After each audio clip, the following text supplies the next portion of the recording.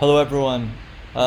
So today I'm just going to give a sort of an overview of, once again, significant aspects of American culture that will, just sort of reminder things you might already know, but things that are really help you not to miss the main point, the important things. In the set of documents that you are going to analyze in spring 2021, which might seem a long way from now. Um, so, so as I said, this is going to be, I think it's going to be briefer than the one for than UK culture because I think you're more familiar with these elements, and obviously we don't have to go quite so far back in time.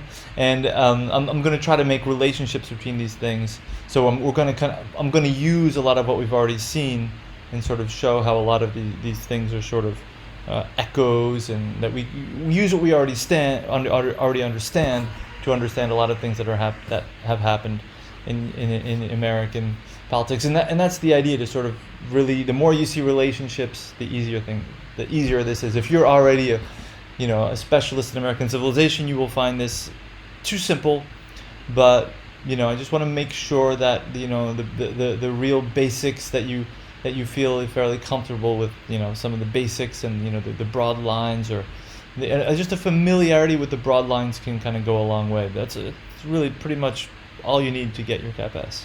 So, I'm not going to go through a whole history of the American Revolution.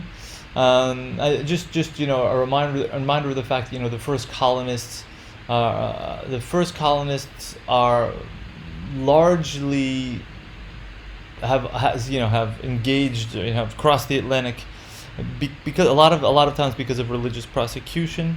We've looked at sort of the 17th century, right, in England, and we've seen how, I think I briefly talked about something called the Test Act, right, which really excludes, in the 17th century, which excludes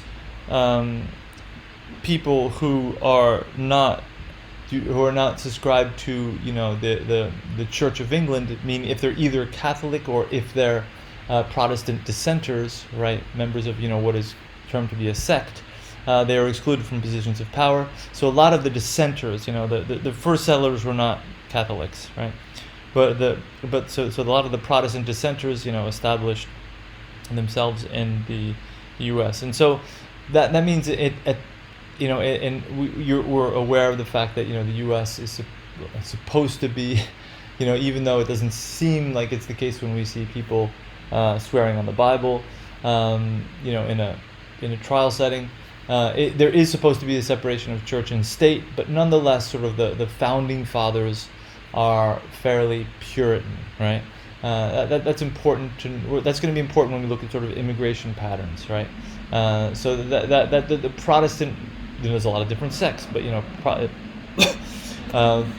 Protestant sects are kind of very often, can be, not exclusively, but can be associated with the elite. For example, the Episcopal churches, which is a Protestant sect, there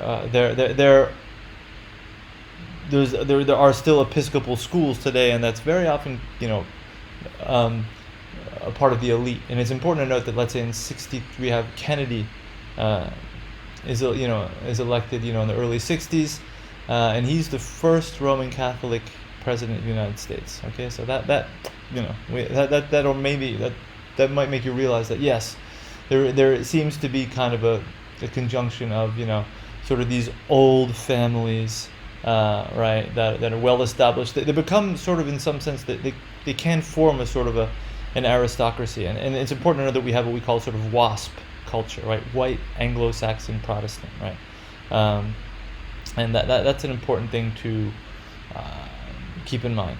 Okay, and that's what made Kennedy sort of seem as fresh as he did, not only his young age, but the fact that he was from this Irish Catholic background, right, which was less associated with, even though he was the richest president because his father was extremely successful, he is actually to this day the most wealthy. I think Trump might be an exception. No one really knows how much money Trump has or not, but aside from that,